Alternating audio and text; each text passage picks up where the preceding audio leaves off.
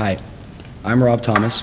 I'm from a band called Matchbox 20, and you don't know me, but we sold a shitload of records.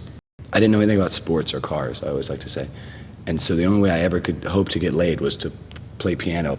I think the first song I ever wrote was, it was something, I was like 14. It was awful. I like the way it makes me feel to write. I enjoy the process of coming up with something out of nowhere.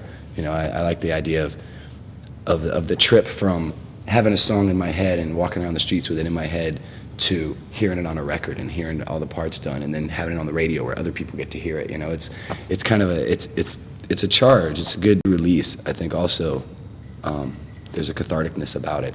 Something about being able to, you know, to take this, you know, like it jumbles up in your head and you get upset or you get mad or you get bogged down, and it's a good way to kind of sort it and take it out and put it over here. It leaves you kind of free the rest of the time to be okay, you know, and kind of goofy and fine and have no problems, you know.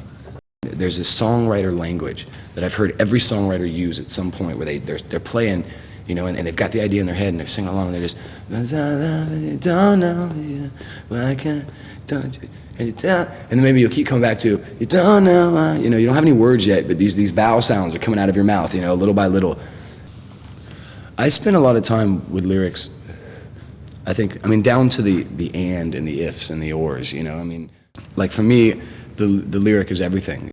I think that you have to figure out where you put yourself when you write a song, and always put yourself there every time you write a song. Just to bring yourself back to just the joy of writing a song. You know, you have to kind of write it thinking that no one's ever going to hear it. Sometimes you sit down and it pours out of you just like it was already written, you know, and you're just singing it.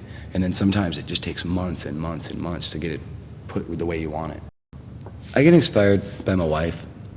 I think our life together, you know, like our life has kind of become my muse in a way. You have to marry somebody pretty special, I think, to put up with that, you know, somebody that, like, we can have an argument and then she has to listen to it on our record, you know, all the time. You know, I figure if I wasn't doing this for a living, I would still be doing it. I would just be doing it, you know, in a crap club and not getting paid a lot of money for it because I'm really not good at anything else. Like, I don't know anything else. I've kind of put myself out on the line here. This is it.